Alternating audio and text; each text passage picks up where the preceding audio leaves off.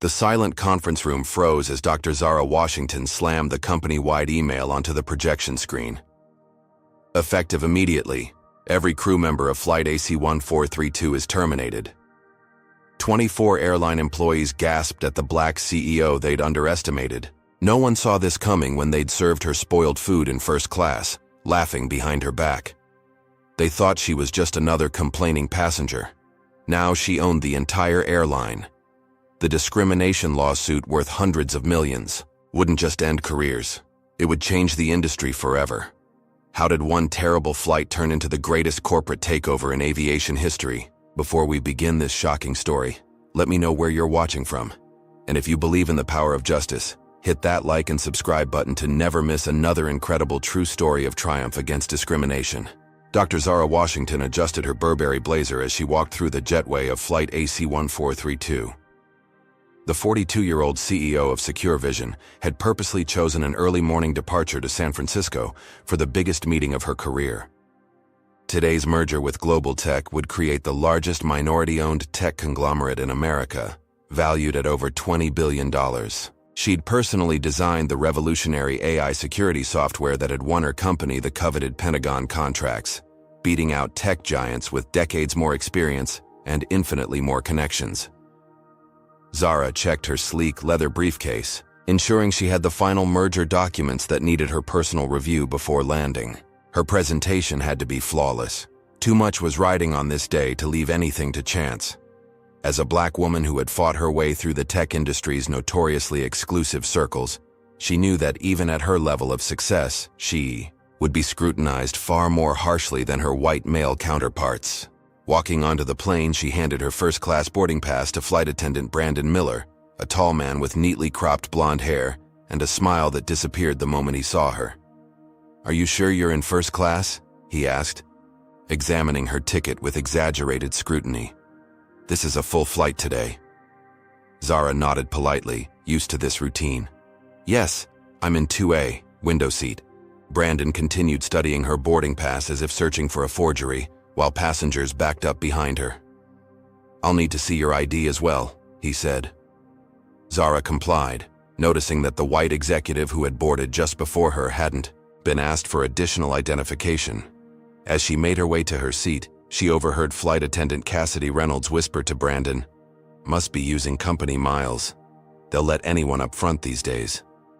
Settling into her plush first-class seat, Zara remembered the countless rejections she'd faced while seeking funding for Secure Vision. Despite having graduated top of her class from MIT and holding 7 patents, investors had repeatedly passed on her company while funneling millions to less qualified white founders with inferior products. "They're just not sure if you're a good fit," one venture capitalist had told her after a pitch where she'd answered every technical question flawlessly. She'd finally secured funding from a black tech investor who recognized the potential of her security algorithm, and within 18 months, her company was profitable. 3 years later, it was valued at $6 billion. Now, as the plane prepared for takeoff, Zara opened her laptop to review the merger presentation. The Global Tech partnership would allow her to scale her technology globally and create opportunities for other minority entrepreneurs. As other first-class passengers received pre-flight beverages, she noticed that Brandon and Cassidy systematically served everyone except her. When she politely raised her hand after 15 minutes, Brandon walked past without acknowledging her. "Excuse me," Zara finally said as he passed for the 3rd time. "May I have some water, please?" "We're very busy with boarding," he replied curtly. "You'll have to wait until we're in the air." Yet Zara watched as he immediately served water to the white businessman across the aisle. She pulled out her phone and discreetly began to record the time and details of these interactions. Years of subtle discrimination had taught her to document everything. As the plane began its ascent, Zara took a deep breath and focused on the meeting ahead. This merger was her crowning achievement, the culmination of years of innovation and persistence. Nothing, not even the blatant disrespect of a cabin crew, would derail what she had worked so hard to build. But she couldn't have known then just how dramatically this flight would alter the trajectory of her career and ultimately transform an entire industry. 2 hours into the flight, the first-class cabin filled with the aroma of freshly prepared meals. The flight attendants began their carefully choreographed service, starting from the far end of the cabin despite Zara being closest to the galley. One by one, each passenger received their meal. The businessman in 2B was served a steaming plate of herb-crusted salmon with roasted vegetables that looked restaurant quality. The elderly couple in row 1 received perfectly presented chicken, cordon bleu. Even the college student who had been upgraded at the last minute got a beautifully arranged vegetarian pasta. Zara watched patiently, her stomach growling after rushing to make the early flight without breakfast. Finally, Brandon approached her seat with the last meal tray. "Chicken or pasta?" he asked flatly. "Chicken, please," Zara replied. The moment he set down the tray, Zara noticed something was wrong. Unlike the other meals, her chicken was an unnatural grayish color with a slimy film coating the surface. The vegetables were wilted and browning at the edges. But worst of all was the smell, a sour, pungent odor that indicated the meat had spoiled. Zara looked up at Brandon, who was already turning away. "Excuse me," she said calmly. "I think there might be an issue with this meal. The chicken appears to be spoiled." Brandon turned back with an exaggerated sigh. "The chicken is fine. That's how it's supposed to look." "I don't think so," Zara persisted. "It has an unusual color and odor that suggests it's not safe to eat." Brandon rolled his eyes. "Some people are just too particular. Nothing is ever good enough." The businessman across the aisle glanced over, clearly able to smell the rancid food from his seat. He frowned but said nothing. Chief Flight Attendant Melissa Turner, a stern-looking woman with tightly pulled-back hair, approached after noticing the discussion. "Is there a problem here?" she asked, her tone suggesting Zara was creating a disturbance. "The food I've been served appears to be spoiled," Zara explained, gesturing to the clearly rancid chicken. Melissa barely glanced at the plate. "I think you must be confused about what first-class food should taste like," she said with a condescending smile. "This is our premium catering, not fast food." Zara felt her cheeks warm, but maintained her composure. "I'm not confused about food safety. This chicken isn't just undercooked, it's spoiled. Could I please have the pasta option instead?" "We're out of pasta," Melissa replied, though Zara had just seen them load extra meals into the galley. "You can either eat what you've been served, or go hungry. It's a 5-hour flight." Several passengers were now watching the exchange. Most looked uncomfortable, but one man, later identified as investment banker Tyler Jenkins, actually snickered. As Melissa and Brandon walked away, Zara heard Brandon mutter, probably used to fast food anyway. The comment was just loud enough for her and nearby passengers to hear. Zara discreetly took photos of the spoiled food with her phone, adding them to her documentation. She'd faced similar treatment before, like the time she'd made reservations at an upscale restaurant for a business dinner, only to be seated next to the restrooms despite the dining room being half empty, or the luxury car dealership where salespeople had ignored her until she mentioned she was paying cash. But this situation felt different, more deliberate, more malicious. She removed the napkin from her lap and placed it over the inedible food, choosing dignity over confrontation. Have you ever experienced discrimination so blatant that it left you speechless? Comment number 1 if you believe Zara should immediately confront the entire crew about their behavior. Or comment number 2 if you think she should stay calm and document everything. Hit that like button if you've ever had to maintain your composure in the face of disrespect. And subscribe to see more stories of resilience against discrimination. What would you do if you were served spoiled food while everyone around you got fresh meals? And just how far would these flight attendants take their discriminatory behavior? The situation is about to take a terrifying turn that nobody saw coming. 40 minutes later, Zara began to feel the first wave of discomfort. Despite rejecting the visibly spoiled chicken, she had eaten a bread roll and some of the salad, which had appeared safe. Now a dull pain spread across her abdomen, intensifying with each passing minute. She shifted uncomfortably in her seat as sweat beaded on her forehead despite the cabin's cool temperature. Trying to remain calm, she pressed the call button. 5 minutes passed. 10 minutes. The pain sharpened dramatically, causing her to double over. She pressed the call button again, holding it down longer this time.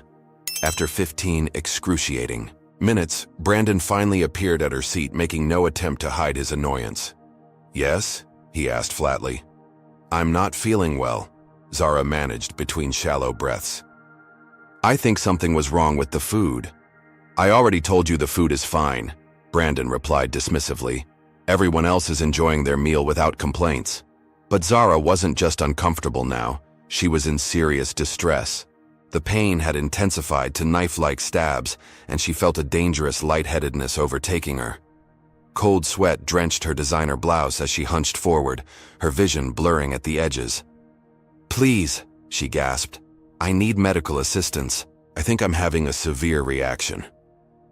Brandon sighed theatrically.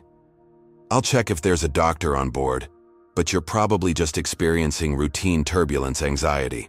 As he walked away unhurriedly, Zara reached for her purse with trembling hands. Inside was a partially eaten bread roll she'd wrapped in a napkin when she began feeling ill. Even in her distressed state, she'd had the presence of mind to preserve evidence. Looking at it now under the cabin light, she could clearly see blue-green mold spots on the underside that hadn't been visible when served. Her heart raced with panic. She had a documented severe allergy to certain molds. This information was in her passenger profile, which the airline required for precisely these situations. Brandon returned after several more minutes, still showing no urgency. Zara held up the moldy bread with a shaking hand. "Look," she said, her voice barely audible. "There's mold. I have a severe allergy. It's in my passenger profile." Brandon's eyes narrowed. "You must have brought that on board yourself. Our bread is fresh." "I need my medication," Zara said, urgently. "It's in my carry-on in the overhead bin. I can't reach it myself right now." Brandon looked at the overhead bin, and then at his watch. "I'm serving beverages to the other first-class passengers right now. You'll have to wait." The businesswoman across the aisle couldn't remain silent any longer. "Are you serious?" she said, standing up. "This woman needs help now." She turned to Zara. "I'm Dr. Elaine Murphy. I'm a physician." Dr. Murphy knelt beside Zara's seat and quickly assessed her condition. "She's going into anaphylactic shock," she announced loudly. "Which bag is yours?" she asked Zara. "The black Tumi in the overhead," Zara whispered, her lips beginning to tingle and swell, another dangerous symptom of her allergic reaction. "Get it down immediately," Dr. Murphy commanded Brandon, who still hesitated. "If you don't assist right now, I'll make sure you're held responsible for whatever happens next." Faced with a direct medical order from another passenger, Brandon reluctantly retrieved the bag. Dr. Murphy quickly found Zara's emergency kit containing an EpiPen. "I'm going to administer epinephrine," she told Zara professionally, but with genuine concern. "This should help within minutes." As the doctor administered the life-saving injection, other passengers began recording the scene on their phones. The severity of the situation and the crew's negligence was now being documented from multiple angles. Melissa rushed over, suddenly, attentive now that there were witnesses and potential liability. "What's happening here?" she demanded. "A severe allergic reaction to moldy food that was served on this flight," Dr. Murphy stated firmly. "Food that this passenger was told was fine when she questioned its safety. She could have died without intervention." Zara's breathing began to ease slightly as the epinephrine took effect, but she remained dangerously ill. Melissa's demeanor changed instantly. "We need to inform the captain," she said with newfound concern. "We'll arrange for medical personnel to meet the aircraft upon landing." "That would be appropriate," Dr. Murphy replied coldly, along with documenting this dangerous negligence. The confrontation had captured the attention of everyone in first class and several passengers in the business section behind them. Phones continued recording as Brandon and Cassidy suddenly scrambled to appear helpful, offering water and blankets they had denied just minutes before. As Zara's immediate danger subsided, the magnitude of what had just happened began to sink in. This wasn't just discourtesy or casual racism. Their deliberate negligence had nearly killed her. 20 minutes after receiving the epinephrine injection, Zara's condition had stabilized enough for her to sit upright, though she remained pale and shaken. The cabin's atmosphere had transformed dramatically. What had been indifference or subtle hostility from the crew had morphed into nervous attentiveness. Brandon hovered nearby, repeatedly asking if she needed anything, his previous contempt replaced by transparent fear. Dr. Elaine Murphy hadn't left Zara's side, monitoring her vital signs with professional precision. "Your blood pressure is still lower than I'd like," she murmured, "but your breathing has normalized. The epinephrine is working."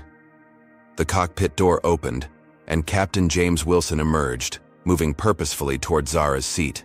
In his mid-50s, with silver temples and the confident posture of someone with thousands of flight hours, he projected an authority that had been notably absent among his cabin crew. "Ma'am, I'm Captain Wilson," he said, crouching beside her seat to meet her at eye level. "I've just been informed about your medical emergency.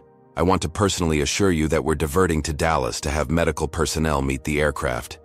Your health and safety are our absolute priority." His concern seemed genuine, a stark contrast to the cabin crew's behavior. "Thank you, Captain," Zara replied, her voice still weak. "I appreciate your intervention." "Can you tell me what happened?" he asked, his expression serious.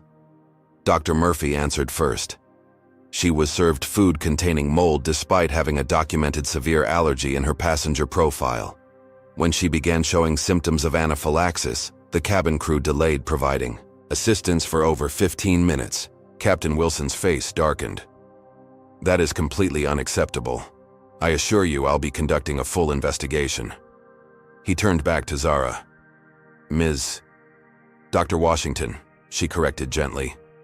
"I'm the CEO of Secure Vision." Something flashed in the captain's eyes. Recognition, perhaps surprise. "Dr. Washington, I deeply apologize for what you've experienced. This does not reflect our airline's standards. I'll personally file a report and ensure this is addressed at the highest levels." As the captain returned to the cockpit to coordinate the diversion, Dr. Murphy leaned closer to Zara. "I should mention," she said quietly, "I'm not just a physician. I'm also an aviation attorney specializing in passenger rights cases." She slipped Zara a business card. "Document everything, the timestamps on your phone, the photos of the food, witness statements. I've already spoken with 3 other passengers who recorded the crew's response, or lack thereof, during your crisis."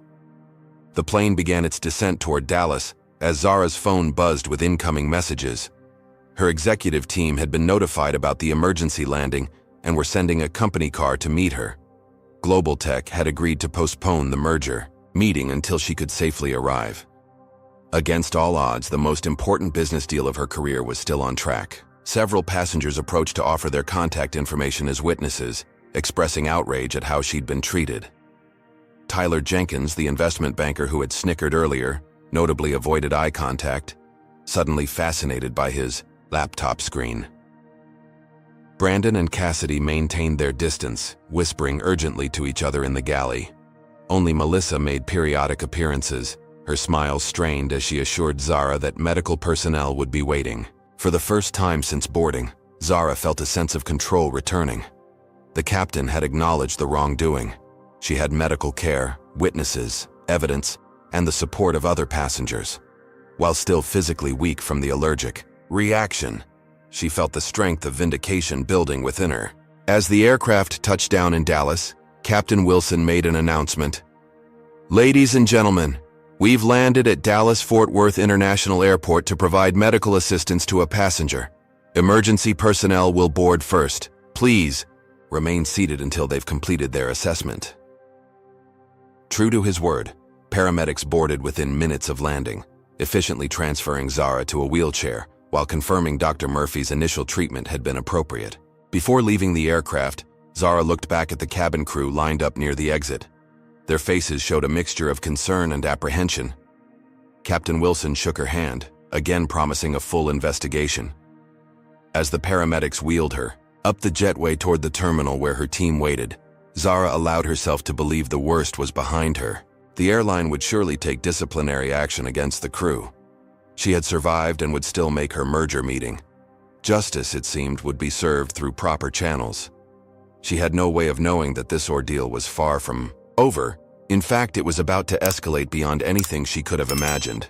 After being examined at the airport medical facility, Zara was cleared to continue her journey on the next flight to San Francisco. Her executive assistant had already rebooked her on a departure leaving in 2 hours, giving her time to recover. In the airline's premium lounge, settled in a quiet corner with her laptop, Zara was reviewing the merger documents when she overheard a familiar voice. Captain Wilson stood near the lounge entrance, speaking urgently into his phone. Normally, Zara would have respected his privacy, but something in his tone made her pause.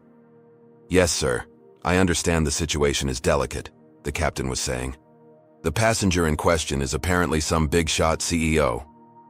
Zara remained perfectly still, straining to hear the conversation that was clearly about her. "Headquarters is already involved," Wilson continued. "Legal wants to get ahead of this before she can make any formal complaints." There was a pause as he listened to whoever was on the other end of the call. "I've already documented that she appeared disoriented before meal service, possibly intoxicated, though I can't confirm that personally." Zara's blood ran cold. She had not consumed any alcohol before or during the flight, and the captain had never observed her before her allergic reaction. He was deliberately falsifying his report. "The crew maintains they served her the same meal as everyone else," Wilson continued. "If she's claiming discrimination, we need to shut that down immediately. These people are always looking for a handout or a chance to play the race card." The casual contempt in his voice was unmistakable. "Richards in legal thinks we can discredit her completely, make it look like she brought her own food on board, caused a scene, then tried to blame our crew when she got sick." Another pause. "Yes, Melissa is already asking first-class passengers for statements saying Dr. Washington was behaving erratically. Several seemed cooperative." Zara could barely process what she was hearing. The captain, who had seemed so concerned, so professional, was actively participating in a coordinated effort to blame her for her own near-death experience. As Wilson ended his call and disappeared down the corridor, Zara opened her laptop with new purpose. She navigated to the airline's corporate structure, quickly identifying Richard Hamilton as the CEO. A few more searches revealed a troubling pattern. 5 discrimination lawsuits against the airline in the past 3 years, all settled quietly with non-disclosure agreements. Using her company's secure browser, she accessed public records that showed Hamilton had personally intervened in 2 cases involving high-profile minority passengers. Her phone buzzed with a text from Dr. Murphy. "Flight crew is approaching. Passengers from our flight in the terminal, asking leading questions about your behavior. They're building a case against you. Be prepared." Zara's tech experience had taught her to recognize coordinated attacks, and this had all the hallmarks of one originating from the highest levels. Whatever discrimination she had faced from the cabin crew was now being institutionally reinforced by airline leadership. The realization struck her with clarity.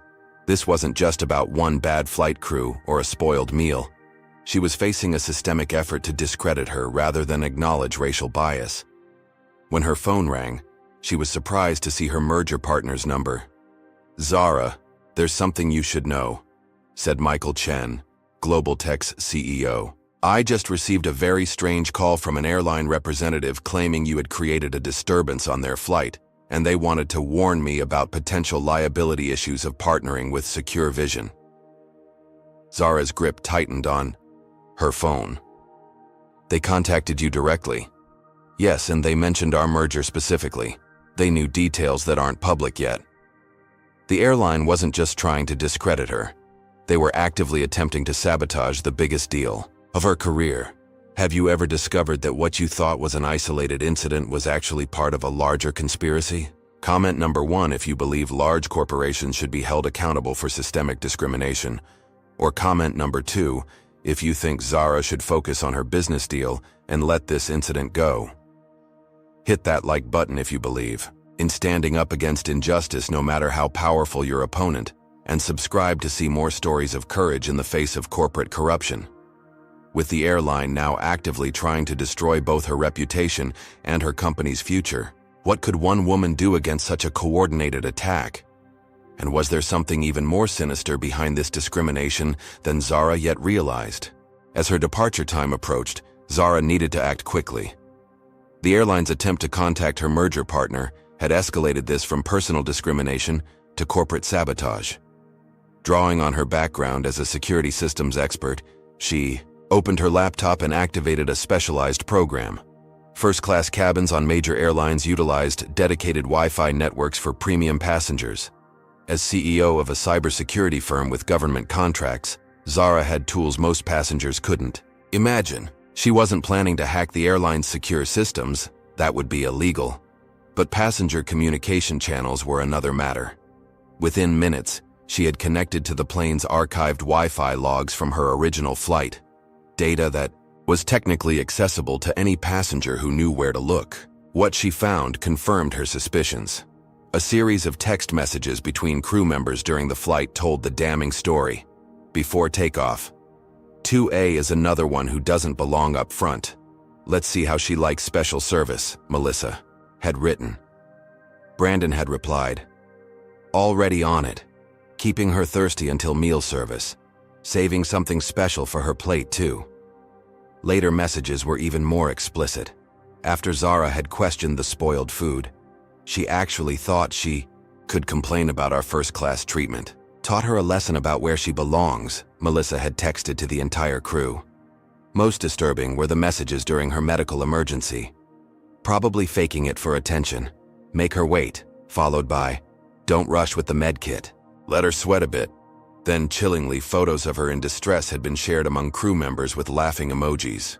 Zara downloaded everything, securing the evidence before sending it to both her company's legal team and Dr. Murphy, with the message, documented discrimination and deliberate medical negligence. Call me ASAP. Her next call was to Senator Michaela Johnson. They had met at a tech policy conference years before, and maintained a professional relationship since Zara's company began securing government networks. Michaela, I need your help, Zara explained the situation concisely. They're trying to destroy my reputation and sabotage a multi-billion-dollar merger because I dared to object to being served spoiled food. This is beyond disturbing, the Hopper senator replied. Hamilton Airlines has a troubling history. They've been on the Transportation Committee's radar for discriminatory practices. Send me everything you have. I'll make some calls. As she boarded her new flight to San Francisco, Zara maintained a deliberately subdued demeanor. Let the airline think she was defeated, retreating to lick her wounds. The more they underestimated her, the greater her advantage would be. She noticed how differently this crew treated her, with professional courtesy and attentive service. The contrast only highlighted the deliberate nature of her previous experience. Midway through the flight, an unexpected ally appeared. Tyler Jenkins, the investment banker who had snickered during her confrontation on the previous flight, approached her seat. Dr. Washington, he said quietly, may I speak with you for a moment? Her instinct was to dismiss him, but something in his wide eyes expression gave her pause. I owe you an apology, he said, sliding into the empty seat beside her. My behavior earlier was inexcusable. Yes, it was, Zara agreed coolly. I'm actually on the advisory board at Pinnacle Investments, Jenkins continued. We've been considering a significant position in Secure Vision for our tech portfolio. Your company's growth metrics are impressive. This explained how he had recognized her.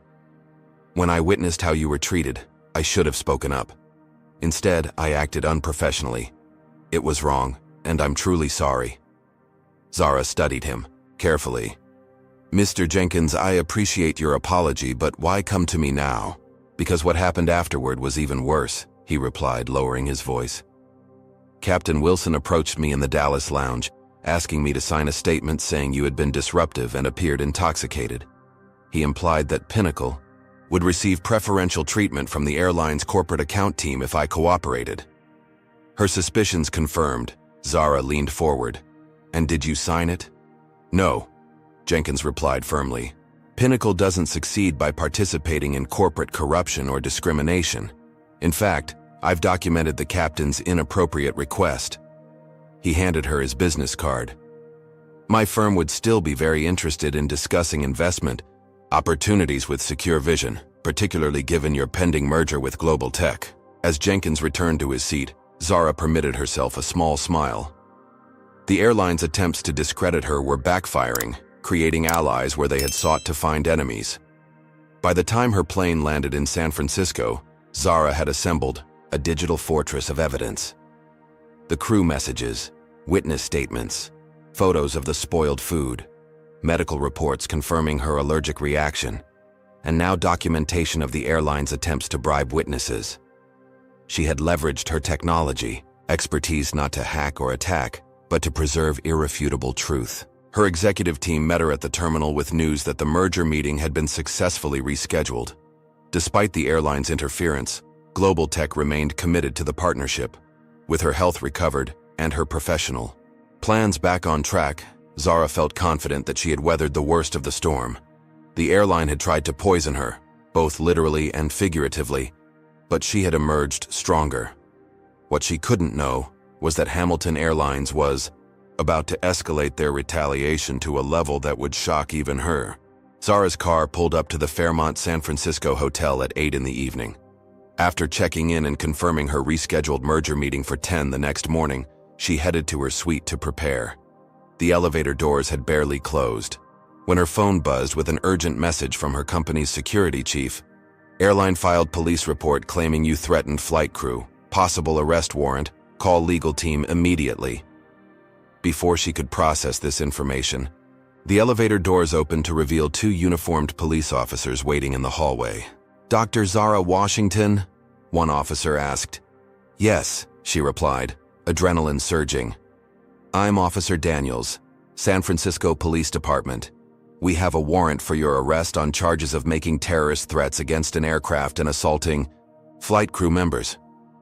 "That's absolutely false," Zara stated calmly, though her heart raced. "I was the victim on that flight, not the perpetrator. I have extensive documentation."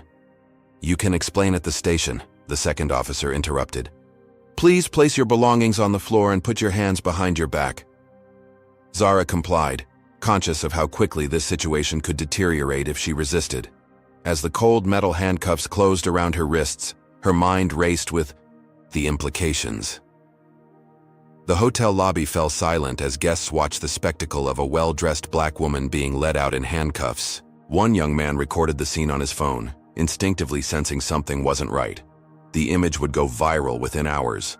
Dr. Zara Washington, Forbes recognized tech innovator and CEO, being arrested in a luxury hotel while wearing a business suit.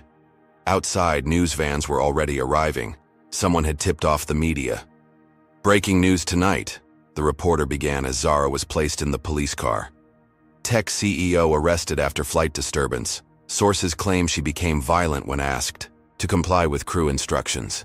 The fabricated story was already being broadcast before she even reached the police station. At the precinct, Zara was photographed, fingerprinted, and placed in a holding cell while officers processed her paperwork.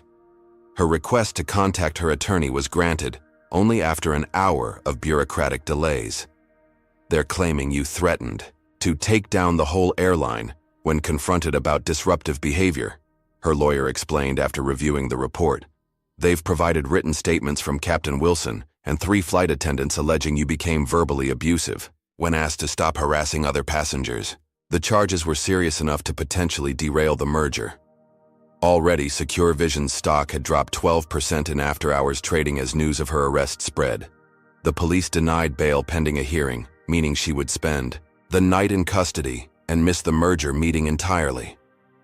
As Zara sat in the holding cell, the full weight of the airline's power became clear.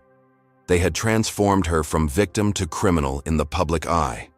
Her phone had been confiscated, cutting her off from her support network and evidence. While she waited for her legal team to navigate the system, Hamilton Airlines issued a press statement. "We take the safety of our passengers and crew extremely seriously. The behavior exhibited by Dr. Washington endangered everyone on board. We support our crew members who showed tremendous professionalism in a difficult situation." The statement was a masterclass in corporate misdirection, portraying the airline as the victim, while reinforcing the false narrative of Zara as an unruly passenger. 3 hours into her detention, an unexpected development occurred. Multiple Passengers from the original flight had seen the news and contacted the police department to contradict the airline's claims. Dr. Murphy had rallied first-class passengers to provide statements about what they had actually witnessed. Most significantly, videos from passengers' phones showing the crew's negligence during her medical emergency began circulating online, directly contradicting the airline's account. The hashtag, Justice for Zara, started trending as the public questioned why a respected CEO would suddenly become disruptive on a flight. By midnight, the inconsistencies in the airline's story were becoming apparent to investigators. The arresting officers, realizing they may have been used as pawns in a corporate vendetta, expedited her processing. When Zara's lawyer arrived, with a court order for her immediate release, citing malicious prosecution and false reporting, the police department chose not to contest it. At 3 a.m, Zara finally walked out of the police station, physically and emotionally exhausted but unbroken. Camera flashes greeted her as journalists shouted questions. Rather than flee the attention, she approached the microphones with measured confidence. What happened today was a deliberate attempt to silence me after I experienced racial discrimination and medical negligence on Hamilton Airlines Flight AC-1432, she stated clearly. I look forward to presenting the extensive evidence of both the discrimination I faced and the airline's coordinated attempt to destroy my reputation and business relationships. The truth will prevail. As her car pulled away from the precinct, Zara knew the merger meeting was lost, at least for tomorrow. What she didn't know was that the airline's heavy-handed tactics had just triggered a wave of public support that would transform her personal injustice into a national conversation about corporate accountability and racial discrimination. By dawn, the landscape had shifted dramatically. Justice for Zara had become Twitter's top trending topic nationwide, with over 2 million mentions overnight. The videos showing flight attendants deliberately ignoring her during a medical emergency had been viewed 17 million times. News outlets that had initially reported her arrest as a disruptive passenger incident were now running special segments on corporate discrimination, the Zara Washington story. Dr. Elaine Murphy had organized a united front of first-class passengers who publicly contradicted the airline's claims. What I witnessed on that flight wasn't just poor service, one executive told CNN. It was deliberate, malicious discrimination that nearly resulted in Dr. Washington's death when the crew delayed medical assistance. Tyler Jenkins made a surprise appearance on CNBC's Morning Business Show. As an investment banker who witnessed the events firsthand, I can state unequivocally that Dr. Washington conducted herself with nothing but professionalism and dignity, despite receiving treatment no passenger should ever endure. He went further, announcing that Pinnacle Investments was actively considering a significant position in Secure Vision, which we believe represents the future of cybersecurity innovation. Former Hamilton Airlines employees, emboldened by the public outcry, began coming forward with their own stories of the company's discriminatory practices. A flight attendant who had been terminated after reporting similar incidents described a culture of bias that starts at the top with CEO Richard Hamilton. Most significantly, Senator Michaela Johnson called a press conference announcing that the Transportation Committee would launch an immediate investigation into Hamilton Airlines' treatment of minority passengers. The evidence provided by Dr. Washington and corroborated by multiple witnesses suggests a pattern of discrimination that may violate federal transportation regulations, she stated firmly. We will use every tool at our disposal to ensure accountability. As these developments unfolded, Zara received a phone call from Michael Chen at Global Tech. I'm not postponing our merger meeting, he said emphatically. I'm bringing our entire executive team to your hotel in 1 hour. This partnership is more important than ever. When the Global Tech team arrived, they brought news that their board had unanimously approved the merger terms, despite the airline's attempts to raise concerns. If anything, Michael explained, watching how you've handled this crisis has strengthened our confidence in your leadership. The combined company will be stronger for having you at the helm. By noon, Secure Vision stock had not only recovered, but surged 15% above its previous close as investors recognized the company's resilience. The boycott Hamilton Airlines was gaining traction as consumers shared their own experiences of discrimination. At 2 o'clock, Zara received a call from the San Francisco District Attorney's Office.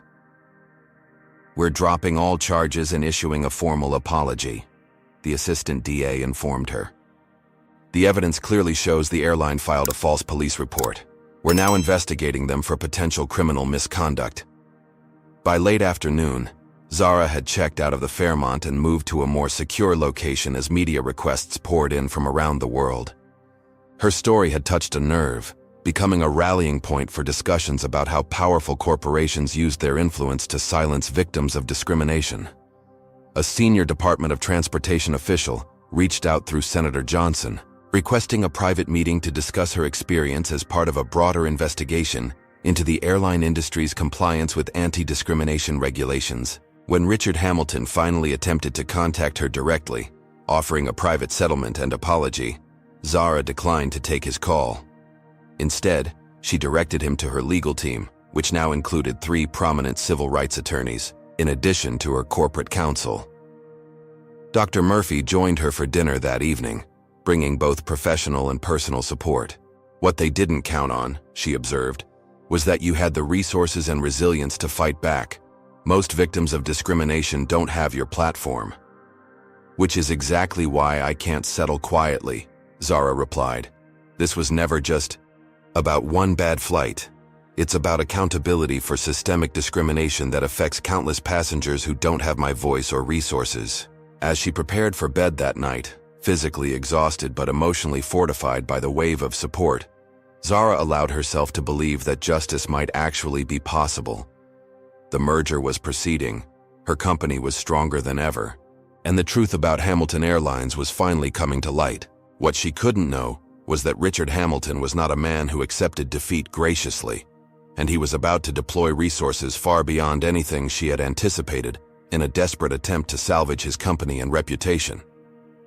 Have you ever witnessed someone underestimate a person they discriminated against, only to face unexpected consequences? Comment number 1. If you believe public pressure should be used to hold corporations accountable for discrimination. Or comment number 2. If you think private legal action is more effective. Hit that like button if you've been inspired by someone who refused to be silenced when facing injustice, and subscribe to follow stories of courage against powerful adversaries. With public opinion firmly on her side and the merger moving forward, could Zara truly have won this battle? Or was Richard Hamilton preparing an even more destructive counterattack that would threaten everything she had built? While public opinion rallied behind Zara, Richard Hamilton retreated to his corner office on the 32nd floor of Hamilton Airlines headquarters. The 62-year-old CEO had navigated countless corporate crises during his 3-decade tenure, but never one that had escalated so quickly. "Get me Davidson at Grayscale PR," he barked into his phone. "Tell him it's an emergency containment situation." Grayscale specialized in what insiders called reputation reconstruction, a euphemism for their aggressive tactics in discrediting corporate critics. Within hours, the first phase of Hamilton's counterattack began. 3 tabloid news sites simultaneously published articles questioning Zara's business practices. "Tech CEO with history of volatile behavior," read one headline, citing anonymous, former employees who had allegedly witnessed temper tantrums. Another claimed SecureVision's government contracts were under review for security concerns, a complete fabrication, but one that sent nervous ripples through the financial markets. By evening, a coordinated social media campaign had launched, pushing hashtags like Zara the Victim and Racecard CEO. Sophisticated bots amplified these messages, creating the illusion of a grassroots backlash against Zara. "She's using her race to cover for bad behavior," read one heavily promoted tweet. "I fly Hamilton all the time and their service is impeccable," claimed another. Hamilton's influence extended far beyond public relations. As a 30-year veteran of the industry, he had connections throughout the corporate world. A series of private calls to banking executives resulted in SecureVision's lines of credit coming under routine review. The message was clear: support Zara Washington and face subtle but meaningful financial consequences. The morning after these credit reviews began, Global Tech received an unexpected call from their largest vendor, who happened to share 3 board members with Hamilton Airlines' parent company. We're concerned about your pending merger, the vendor explained. There are significant liability issues with Secure Vision that might affect our willingness to maintain our current relationship. Similar calls reached other global tech partners, creating a web of pressure all leading back to Richard Hamilton. Zara's merger partner, Michael Chen, called her at midnight. Something strange is happening, he explained. 6 of our key partners have expressed concerns about the merger in the last 3 hours. None can articulate specific issues, but they're all using nearly identical language. Hamilton is leveraging his business network, Zara realized. This goes beyond the airline now. Her suspicions were confirmed when Secure Vision systems detected a sophisticated cyber attack targeting their secure servers. The attempt was blocked by her company's own security protocols, but the digital fingerprints led to a firm with known connections to Hamilton Airlines' technology contractors. As these business pressures mounted, Zara received a disturbing call from her chief financial officer. Our stock is under attack, he explained. Someone's orchestrating a massive short-selling campaign against us. They're betting hundreds of millions that our value will plummet in the next 48 hours. The coordinated assault was having its intended effect. Despite public support, Secure Vision stock had dropped 17% by market close.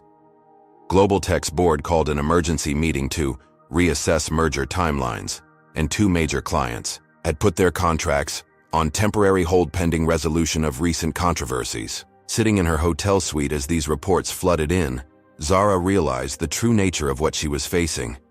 This wasn't just about one incident of discrimination or even the airline's initial attempt to discredit her.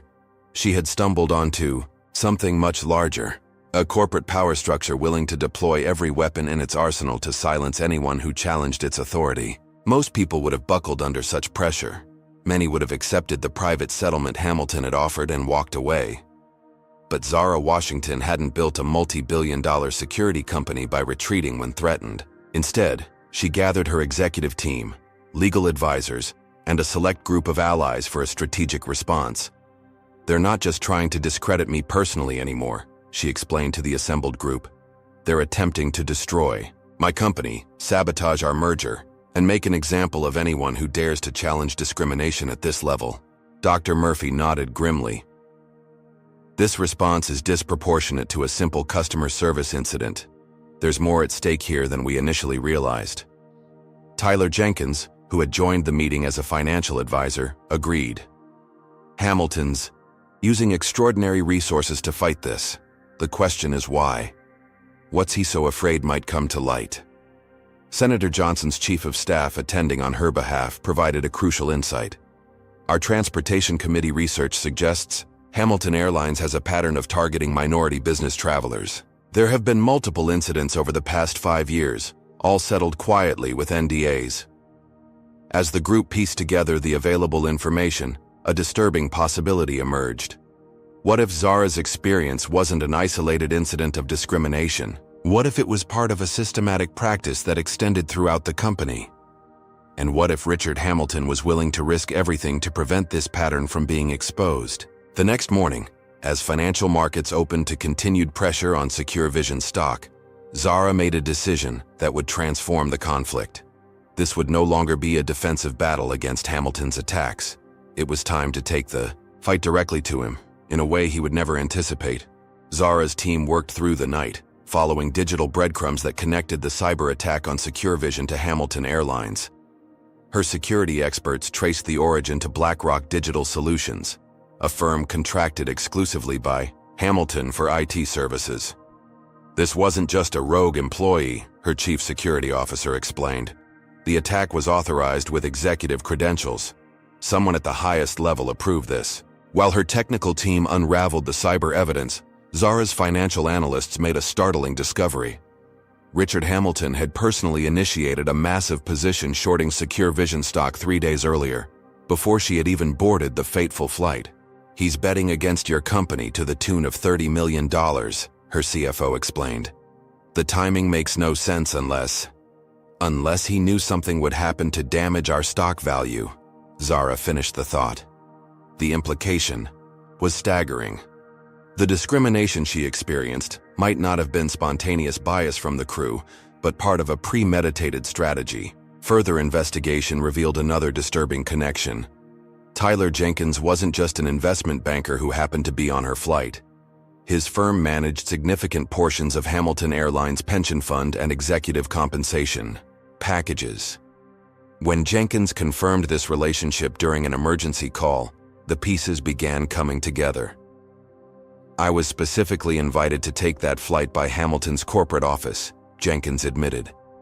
"They said they wanted to discuss potential investment opportunities, but no one from their finance team ever contacted me on board. Now I wonder if I was meant to witness your humiliation as some sort of warning." The most damning evidence came from an unexpected source. A junior HR employee from Hamilton Airlines named Dana Roberts contacted Senator Johnson's office seeking whistleblower protection. Dana had access to the airline's employee discipline records and internal communications. "There's a program they call Special Service," she revealed during a secure video conference. "It flags certain high-profile minority passengers for what they call Enhanced Customer Experience Verification." She had downloaded thousands of internal messages and reports documenting this practice before contacting the senator. The documents revealed a systematic pattern of discrimination, specifically targeting successful minority business travelers. Flight crews received bonuses for creating service differentials that would test whether these passengers deserved their premium status. The airline maintained detailed records of these incidents, tracking how many could be resolved internally without public complaints. Most disturbing was a series of emails between Richard Hamilton and his executive team, strategizing how to handle passengers who raised formal complaints. "Make it expensive for them," Hamilton had written. "Not in settlement costs, but in reputation damage. No one wins against us." According to Dana, Hamilton Airlines specifically targeted business travelers from minority backgrounds who were on the verge of major career advancements or business deals. The timing of Dr. Washington's flight with her merger meeting wasn't coincidental, Dana explained. Her name had been flagged in the system for months, waiting for the right opportunity. As Zara processed this information, another revelation emerged. Analysis of Hamilton's financial records showed he had not only shorted Secure Vision stock, but had also recently increased his position in Global Defense, one of Secure Vision's main competitors, and a company that had been trying to acquire Zara's proprietary technology for years. This was never just about discrimination, Zara realized. They used racial bias as a weapon for corporate sabotage. The airline had deliberately triggered a chain of events designed to damage her reputation, tank her company's stock, derail her merger, and potentially force Secure Vision into a distressed sale to Hamilton's preferred acquirer. What had begun as an incident of appalling discrimination had revealed something far more sinister. A calculated corporate conspiracy that used racial prejudice as cover for market manipulation and competitive sabotage. Zara gathered her expanding team of advisors, now including forensic accountants, cybersecurity experts, civil rights attorneys, and Senator Johnson herself. "We're not just fighting discrimination anymore," she told them. "We're exposing a criminal enterprise operating behind the facade of a major airline." With the evidence securely documented and backed up on multiple secure servers, Zara was ready to move against Hamilton. But she needed one final piece to complete her strategy, something that would transform this from a legal battle into a fundamental reshaping of power. And for that, she would need to call on resources that even Richard Hamilton couldn't anticipate. Zara called an emergency board meeting of Secure Vision, connecting remotely with her directors from a secure conference room. The typical quarterly updates and financial projections were replaced by a single agenda item: strategic response to Hamilton Airlines. "What I'm about to propose is unprecedented," Zara began, addressing the solemn faces on the video wall. "But so is the attack we're facing." Over the next hour, she meticulously laid out the evidence her team had gathered. The discriminatory treatment, the coordinated corporate response, the financial manipulation, the cyber attacks, all documented with precision. "This isn't merely about seeking damages for discrimination," she explained. "Hamilton Airlines has revealed itself as a corrupt enterprise, that uses racial bias as a smokescreen for anti-competitive practices. Our response must be proportional to the true nature of the threat. Then she unveiled her proposal. Secure Vision would use its substantial cash reserves, combined with strategic financing, to launch a hostile takeover of Hamilton Airlines. Stunned silence followed. Taking over an established airline would be an audacious move for a technology company under any circumstances. Attempting it while under attack from that very airline seemed impossible. This is not just justice for what happened to me, Zara continued. This is a strategic acquisition that protects our company from ongoing sabotage while positioning us for expansion into secure transportation systems, a market we've identified as crucial for our growth. The board peppered her with questions about financing, regulatory approval, and operational logistics. Zara and her team had answers ready for each concern. They had worked through the night developing a comprehensive takeover strategy. When Michael Chen joined the call, the plan solidified further. Global Tech fully supports this acquisition as part of our merger, he stated firmly. We'll commit additional financing and leverage our transportation industry relationships to facilitate regulatory approval. By meeting's end, the board had authorized the most aggressive response possible. A surprise bid for controlling interest in Hamilton Airlines, to be executed immediately before financial markets opened the next day. Zara's financial team worked through the night with investment banks that had no connections to Hamilton's network. By dawn, they had secured the necessary financing and prepared the required SEC filings. At precisely 8:00 a.m. Eastern Time, as financial news programs began their morning broadcasts, Secure Vision announced a tender offer for 51% of Hamilton Airlines stock at a premium of 30% over the current market price. The financial world was stunned. News anchors struggled to make sense of a technology company attempting to acquire an established airline. This unprecedented move by Secure Vision CEO Zara Washington comes days after she experienced alleged discrimination on a Hamilton Airlines flight, one reporter stammered. Within minutes, Hamilton Airlines stock price surged as investors rushed to cash in on the premium offer. Richard Hamilton, caught completely off guard, frantically called an emergency board meeting. By the time his directors assembled 2 hours later, Secure Vision had already secured commitments for 27% of outstanding shares.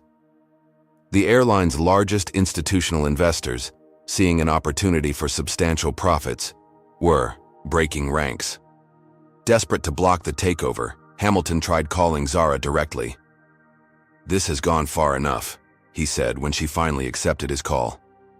"I'm prepared to offer a generous settlement and a public apology. We can put this unfortunate incident behind us." "This isn't about an unfortunate incident, Mr. Hamilton," Zara replied coolly. "This is about systematic discrimination and corporate sabotage orchestrated at the highest levels of your company. And it's no longer just a legal matter, it's a business transaction." Before hanging up, she added, "I suggest you update your resume." By market close, Secure Vision had secured commitments for 48% of Hamilton Airlines stock. The remaining 3% would come from a consortium of minority business leaders who had experienced similar discrimination and were eager to join Zara's coalition. Meanwhile, Senator Johnson's Transportation Committee had announced formal investigations into Hamilton Airlines' discriminatory practices, and the SEC had opened an inquiry into Richard Hamilton's suspicious stock trades. The Department of Justice was reviewing evidence of potential criminal conspiracy and wire fraud. Within 72 hours of launching her counteroffensive, Zara had not only neutralized Hamilton's attack, but had positioned herself to take control of his company. The merger with Global Tech proceeded on schedule, creating the foundation for the largest minority-owned business conglomerate in American history. What had begun as a simple request for edible food in first class had escalated into a complete restructuring of corporate power. Richard Hamilton had severely underestimated the woman he had chosen to target. Now he would face the consequences of that mistake in ways he had never imagined possible. 1 week after the successful takeover, Zara Washington walked through the gleaming glass doors of Hamilton Airlines corporate headquarters. Employees whispered as she passed, some averting their eyes, others watching with undisguised curiosity. The black woman they had only seen in news reports was now effectively their boss. Security personnel escorted Richard Hamilton and his executive team from the building as Zara ascended to the 32nd floor. Their personal items had been packed into boxes, their access to company systems already revoked. Hamilton, ashen-faced and visibly shaken, attempted to maintain his dignity as he was led past a gauntlet of news cameras outside. In the executive conference room, Zara found 24 employees waiting nervously, the entire crew of Flight AC-1432. Captain Wilson sat rigidly at the head of the table, while Brandon, Cassidy, and Melissa huddled together at the far end. All fell silent as Zara entered. "You may be wondering why you're here," she began, her voice measured and controlled. "Each of you participated in discrimination and negligence that nearly cost me my life. In most companies, this would simply be the day you lose your jobs." She paused, noting their expressions ranging from defiance to fear. "But this is not most companies anymore. This is now part of a corporation that will set new standards for accountability and inclusion in the transportation industry." She activated the room's video system, connecting to every Hamilton Airlines terminal, office, and break room worldwide. Thousands of employees were about to witness what happened next. Effective immediately, Zara announced to both the room and the company-wide audience, every member of Flight AC-1432's crew is terminated for gross misconduct, discriminatory behavior, and willful negligence endangering passenger safety. The announcement sent shockwaves through the room. Captain Wilson began to protest, but Zara continued without acknowledging him. "This company will no longer tolerate discrimination in any form. Today marks the end of Hamilton Airlines as you knew it." She outlined the transformation that would begin immediately. The company would be renamed Ascendant Airlines, with a new mission focused on inclusive excellence. Every employee would undergo comprehensive anti-bias training. Compensation structures would be revised to reward positive passenger experiences rather than punishing targeted travelers. "Dr. Elaine Murphy will head our new passenger advocacy division," she announced, as Dr. Murphy joined her at the front of the room. "Any passenger concerns about discriminatory treatment will go directly to her team, with full investigative authority." Dana Roberts, the whistleblower who had exposed the Special Service Program, was introduced as the new Vice President of Cultural Transformation. Ms. Roberts showed exceptional courage in standing up for what's right, even at personal risk. Zara explained, "That's exactly the kind of leadership this company needs." As the terminated crew was escorted from the building, Zara moved to the CEO's office, Richard Hamilton's former domain. The space reeked of privilege, from the rare artwork to the antique furniture. Within hours, she had transformed it into a functional workspace, replacing Hamilton's imposing mahogany desk with a modern conference table where her integration team could collaborate openly. By evening, the first changes were already visible throughout the company. The Hamilton Airlines logo was being removed from everything from airport counters to letterhead. Email announcements detailing the new corporate structure landed in every employee's inbox. Most significant was the establishment of the Ascendant Foundation, funded with $50 million of the former company's discretionary budget. This foundation will support minority entrepreneurs facing discrimination and systemic barriers, Zara announced at a press conference. "What happened to me happens to people without my resources every day. The foundation will ensure they don't fight alone." 3 days later, the merger with Global Tech was finalized, creating an integrated technology and transportation conglomerate valued at $42 billion, the largest minority-owned business enterprise in American history. Richard Hamilton, meanwhile, had more pressing concerns than his lost company. Federal investigators had uncovered evidence of years of financial impropriety beyond the short selling of Secure Vision stock. The SEC filed formal charges of securities fraud, and the Justice Department was pursuing criminal conspiracy and wire fraud charges. His empire was collapsing as former associates rushed to make immunity deals in exchange for testimony. 2 weeks after the takeover, Zara boarded an Ascendant Airlines flight to London for meetings with international partners. The newly trained crew treated every passenger with impeccable respect. The first-class meal service included fresh, properly prepared options for every dietary preference.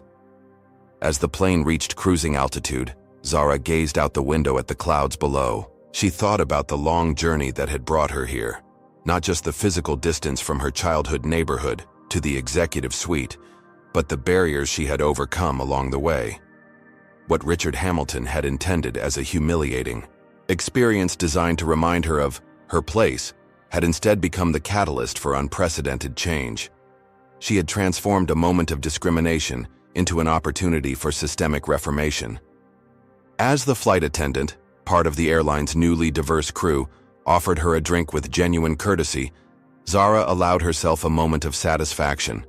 Justice had been served, just like that fateful meal, but this time to those who truly deserved it. The story of Dr. Zara Washington offers powerful lessons about confronting discrimination in the modern age. First, it teaches us that racism doesn't disappear as you climb the ladder of success. Sometimes it simply becomes more sophisticated and systemic. Even as a billionaire CEO, Zara faced prejudice that nearly cost her life, reminding us that no amount of achievement fully shields people from bias. Second, it demonstrates that modern discrimination often hides behind corporate policies and practices designed to seem neutral while targeting specific groups. The Special Service Program shows how institutions can weaponize racial bias while maintaining plausible deniability. Third, Zara's story highlights the critical importance of documentation and evidence. By recording interactions, preserving evidence, and building a network of witnesses, she transformed what could have been dismissed as a subjective experience into an undeniable pattern of misconduct. Perhaps most importantly, this story illustrates that true change requires moving beyond individual incidents to address systemic problems. Rather than settling for an apology or compensation, Zara recognized that meaningful transformation required changing the power structure itself. Finally, it reminds us that justice sometimes requires extraordinary measures. By using her resources, expertise, and connections to take control of the very company that discriminated against her, Zara didn't just seek redress for herself. She created a new model that would protect countless others from similar treatment. The ultimate lesson is that combating discrimination isn't just about responding to individual acts of bias. It's about recognizing and dismantling the systems that enable such behavior to flourish in the first place. What moment in this story resonated with you the most? Was it when Zara faced discrimination despite her success? When the airline tried to destroy her reputation? Or when she turned the tables and took control? Comment below with the part that moved you most deeply. Have you ever witnessed or experienced discrimination that others tried to dismiss? Like this video, if you believe in standing up against injustice, no matter how powerful your opponent. Subscribe to our channel for more incredible true stories of triumph over adversity and discrimination. Share this video with someone who needs to understand that racism still exists at every level of society, but also that it can be fought with courage, strategy, and determination. Thank you for watching, and remember, true justice isn't just about surviving discrimination. It's about creating systems where it can no longer thrive.